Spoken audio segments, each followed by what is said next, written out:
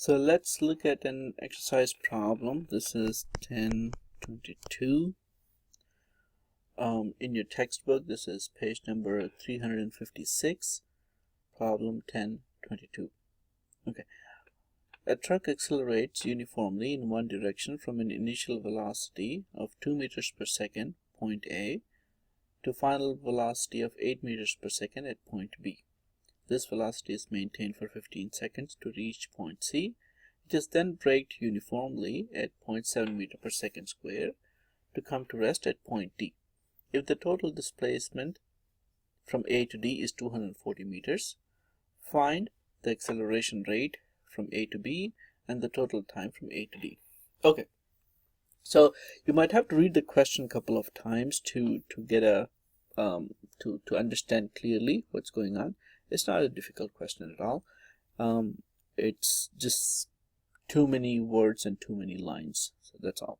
Okay, so in simple terms, what the question says is, from point A it goes to point B, from there to point C, from there to point D. Now at point A it starts out with the velocity is 2 meters per second. You can call it UV or VA, right? But I'm just going to keep it simple for now. And final velocity at B is 8 meters per second. Is there any other information given from A to B?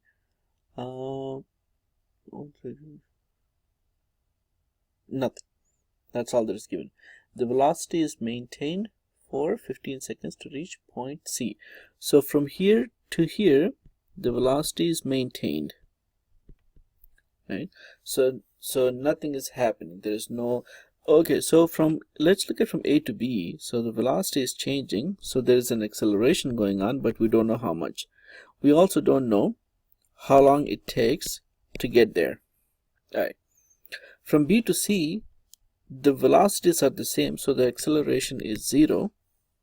Okay, and we know the time is 15 seconds. Okay, what else? From C to D, what's going on? D, we know it comes to rest, he's saying. Okay, and then it is braked. From C it is braked, so the acceleration, when you brake it, acceleration is negative, right, which is basically called deceleration. Okay, 0.7 meter per second square. And then there's also what's given here, the entire distance is given, which is 240 from going from here to here, 240 meters to here. Okay, so let's find, let's try to find, so what they're asking for is the acceleration from A to B. We got to find this A here. Okay, we got to find that, and also we got to find all the total time, right? So we got to find the time here, and also I'm going to write time we don't know, so we got to find these two times. Okay, so these are the three things we need to find. Sometimes what happens is, if they're asking for something, we cannot straight away go and solve that one part.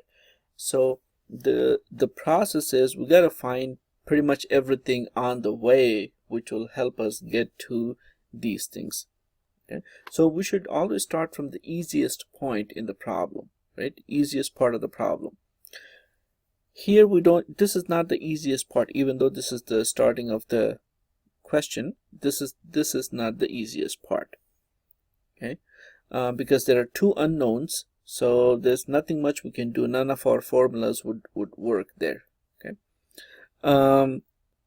here, well, there is some scope here. We can find the time. We have the two velocities, we have acceleration, we can definitely find the time. Okay, and also we can find the distances here in this part here I'm talking about. You can find the time, the distance, and here also we can find, we have the two velocities, we have the time, And okay.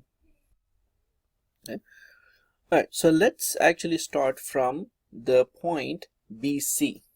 Okay, that seems to be the simplest part of the problem. Okay, why? Because there's no acceleration, nothing going on there, so things are easy to figure out. So I'm going to write here B to C. So from B to C, what's going on? Even though I have called all of these V's, right? But in your mind, you need to understand that when you're looking at one leg of the journey, then the first point in that is the initial velocity, and the second is the final velocity, right? So here you have to kind of adjust your thinking to it. So initial velocity here is 8 meter per second, which is this. The final velocity is also 8 meters per second. Acceleration is 0. Time is 15 seconds. So what can we find from this? So basically, this is a situation where there's no acceleration. You take a car, you go at a constant speed, you multiply those two, speed and distance, the speed and time, you get the distance, right? S equals ut. Even if you have this half at square, it becomes 0 because acceleration is 0. So this goes back to your good old equation from from middle school. Distance is velocity times the time, right? So velocity is 8 meters per second into time, which is 15 seconds.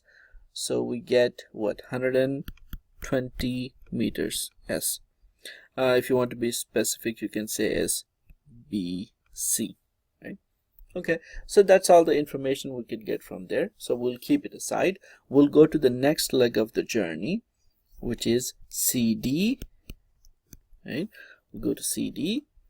Here, let me do one thing. Let me kind of I hope you can still see this.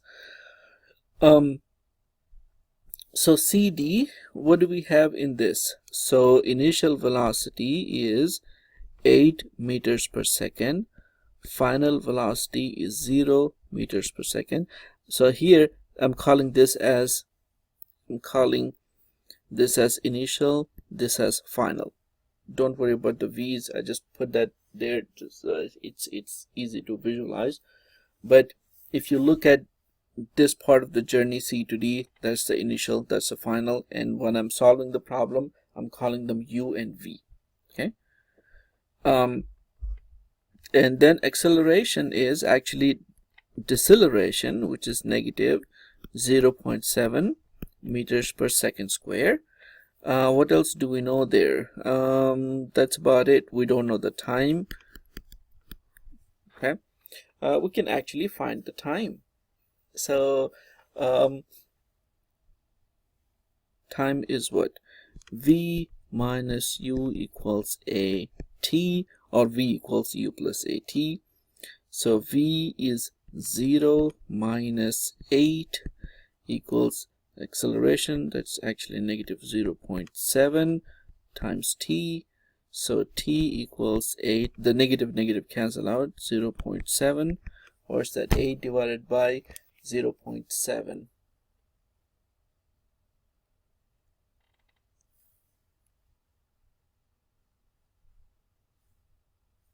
8 divided by 0.7.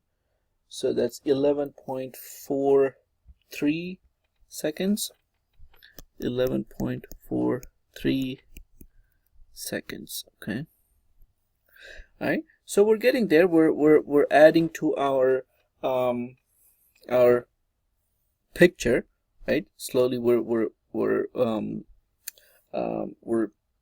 kind of getting there. All right. So we know the first leg of this from the BC, this distance is 120. Okay. And then we know the time here, right? We can also actually go ahead and find out the distance here from C to D. We found out the time, Now we know the time. Let's also go ahead and find the distance, because we know this distance. Now if we know this distance, it'll complete the picture. Think about it this way. In order to get the answer that the book is asking, once you find everything there is to know in this picture, then you're done, right? If you find out everything, if you find out all the distances, if you find out all the times, if you find out all the accelerations, then that's it, you're done. Okay, so, and doesn't matter which order you do that in, whatever is convenient to you, you can do it. Okay, but since we just solved the time from C to D, we might as well go ahead and solve for the distance C to D. Okay, so we know S equals ut plus half at squared. So we just calculated the time, so let's go ahead and use that. Initial velocity was 8. Time, we just calculated it, 11.43 plus half. Acceleration in this case is actually deceleration, so don't forget that negative. T squared is 11.43 square. So let's go ahead and do that. Okay, so 8 times 11.43, and then this minus, I'm going to bring it out, minus half times 0.7 times 11.43 square is 45.71 meters SCD. Okay, so we know this distance. This distance was 120. This distance was 45.71 meters. So if we add these two and subtract from 240, we get AB. We get the distance AB. So we have that, and then we have the distance from A to B. We have the initial final velocities. We can find everything we need, right? So let's look at AB. So the distance SAB is 240 minus 45.71 minus 120. So let's see what we get. Okay. So 240 minus 45.71 minus 120 is 74.29. 74.29 meters. Okay, so let's see what else do we have here. We know the distance now. We know the initial final velocities. Initial velocity is 2, final is 8. Okay, so we know S, we know initial is 2 meters per second, final is 8 meters per second. Acceleration, we don't know. But guess what? SUVA should remind you of V squared minus U squared equals 2AS, right? So V squared 8 squared minus 2 squared equals 2 times acceleration we need to find out. S is 74.29. So from here I'm going to find A, which comes to so that's 64 minus 4 divided by 2 times 74.29. that comes to 0.403. I'll just round it off to 0.4 meters per second squared. So we found out the first part of our question. We needed to find the acceleration, in that first leg. Okay, and then the second was we needed to find all the time, right? So that's not a problem. We have u, v, we can find, and we have a now, we can find t. v minus u equals at. So t equals v minus u over a. So 8 minus 2 over 0.4. So that's equal to what? So 6 divided by 0.4. So that's 15 seconds. Okay, so we have the time. So going back to the picture here, so we got the acceleration, we know the time. So the second part of the question was find the entire time. So we just found out this time is given, this time also we found out. Okay, so total time is time AB plus time BC plus time CD. AB we just found out 15 seconds. BC we found out so that was given 15 seconds, plus CD we found out the time here 11.43. So that's what, 41.43 seconds, right? So that's how you solve it. So let's go back and recap. When you have this question, the first key to solving all of these questions throughout this chapter or throughout engineering is to draw a good diagram that represents the question. Okay, how you write these other this data is immaterial. How you write it down, that doesn't matter. Okay, but to have a good picture, it solves 25% of your problem. Okay, because you can now visualize. Now what we did, we said, okay, we will start we were asked to find this acceleration and the times, acceleration and these times. Okay, so we said, instead of starting from the first part of the journey, because there are too many unknowns here, we'll go to this part of the journey that has many knowns and very few or one unknown, which is BC. So here we calculated everything we needed. Pretty much everything was given here. All we had to calculate was the distance. So we found out the distance here. Then we went to CD. We have initial final velocities. We have acceleration. Obviously, acceleration depends on initial final velocities and time. So given these three things, we could find the time. And then once we find the time, then we can also find this distance. We found that distance. Now we have two distances out of the entire thing. Then we found out by subtracting from the whole entire distance, we found this distance. Okay, now it becomes easy for us because now we have distance, we have initial final velocities. So we use v squared minus u squared is 2as.